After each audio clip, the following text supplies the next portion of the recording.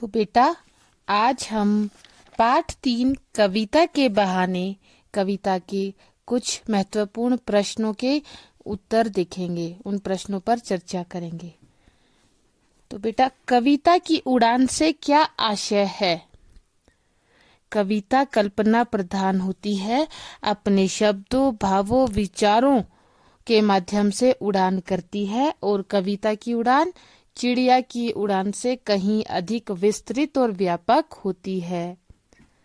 बाहर भीतर, इस घर उस घर के द्वारा कवि क्या स्पष्ट करना चाहता है? यह है आपका प्रश्न नंबर 2। कवि यह स्पष्ट करना चाहता है कि कविता की रचना करते समय कवि की दृष्टि सर्वत्र घूमती है। उसके मन के भाव बाहर भीतर, घर के अंदर, घर के बाहर, सभी जगह जाते हैं।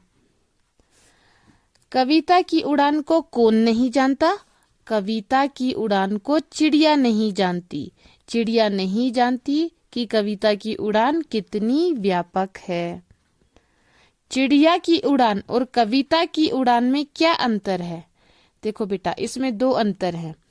चिड़िया उड़ती है अपने पंखों के माध्यम से, कविता उड़ती है अपनी कल्पना, भावों, विचारों और शब्दों के माध्यम से।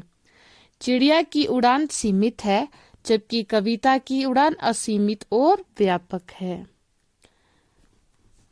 कविता का फूलों के बहाने खिलना कैसे है? कविता भी फूलों की भांति खिलती और विकसित होती है। कविता अपने शब्दों, विचारों, भावों और कल्पनाओं के माध्यम से खिलती है, यानी कि विकसित होती है। कविता और फूलों में क्या अंतर है? फूल सीमित समय के लिए खिलते और महकते हैं और एक समय के बाद वे मुरझा जाते हैं, परंतु कविता अपने शब्दों, भावों, विचारों, कल्पनाओं के माध्यम से सदैव महकती है। इसका खिलना फूलों के खिलने से अधिक व्यापक है। प्रश्न अगला देखते हैं। कविता बच्चों के खेल के समान कैसे है? बच्चों के खेल के समान होती है कविता, जो कहीं भी और कभी भी प्रकट हो जाती है।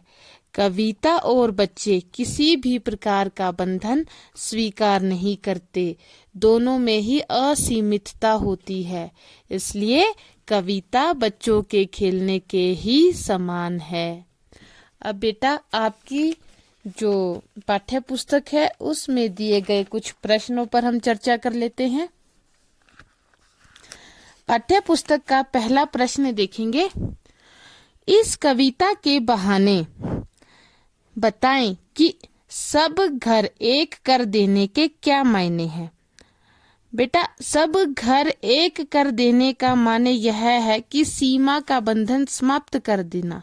यह घर, वह घर, सारे घर एक कर देना। जैसे कि बच्चों के खेल खेलने में कोई सीमा नहीं होती, उसी प्रकार कविता में भी कोई बंधन नहीं होता। बच्चे कभी भेदभाव नहीं करते, इस घर में जाएं, उस घर में जाएं, वो सब घरों में जाते हैं, उनके लिए सारे घर समान होते हैं। कविता शब्दों का खेल है। बच्चे खेल खेल में अपने पराये घर की सीमाएं भूल जाते हैं या नहीं रखते हैं। वे खेलते हुए सारे घरों में घुस सकते हैं, उन्हें एक कर देते हैं। कविता भी तो यही करती है। वह समाज के बंधनों को जो है स्वीकार नहीं करती। अगर एक बार किसी की प्रशंसा कर देती है तो अगले ही पल उसी व्यक्ति की आलोचना भी कर देती है। ठीक है बेटा। प्रश्न नंबर 2 देखेंगे। उड़ने और खिलने का कविता से क्या संबंध है?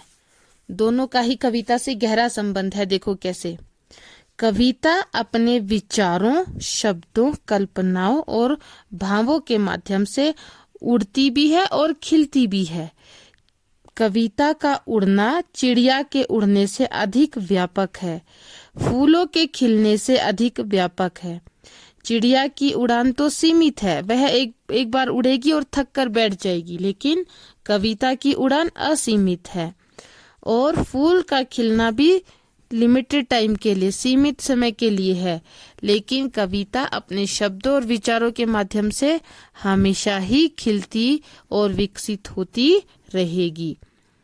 ठीक है बेटा, तो उड़ने और खिलने से कविता का गहरा संबंध है। प्रश्न नंबर 3 देखते हैं।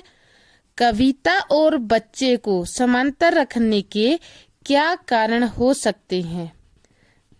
कविता और बच्चे एक जैसे क्यों हैं? क्योंकि बच्चों के सपने असीम होते हैं, असीम मतलब असीमित, अनलिमिटेड होते हैं, और कवि की कल्पना भी असीमित होती है। यानी कि कविता में जो कल्पना की गई है, जो भाव दर्शाया गया है, उसकी भी कोई सीमा नहीं होती। बच्चों के खेल में किसी भी प्रकार का भेदभाव नहीं होता, वो किसी भी प्रकार के बंधनों को नहीं मानते, और कविता भी शब्दों का खेल है, इसमें भी कोई बंधन स्वीकार्य नहीं होता। तो बच्चे और कविता किसी भी प्रकार के बंधनों को नहीं मानते और इनके खेल असीमित होते हैं, इसलिए दोनों ही एक दूसरे के समान हैं। कविता के संदर्भ में बिना मुरझाए महकने के माने क्या होते हैं? बिना मुरझाए महकना, देखो बेटा, फूल तो खिलकर मुरझा जाते हैं, उनकी महक खत्म हो जाती है, लेकिन कविता कभी नहीं मुरझाती, वह सदैव ताजा बनी रहती है और अपनी महक बरकरार रखती है। कविता का प्रभाव चिरस्थायी होता है। कैसे होता है? उसके शब्दों और विचारों के माध्यम से। इसलिए कविता जो है बिना मुरझाए महकती है। मुरझाते तो फूल हैं, कविता कभी नहीं मुरझाती।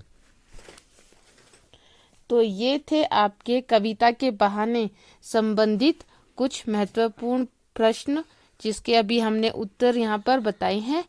आज का कार्य यहीं पे समाप्त होता है। कल हम श्री कुंवर नारायण जी द्वारा रचित दूसरी कविता पढ़ेंगे, जिसका नाम है बात सीधी थी पर।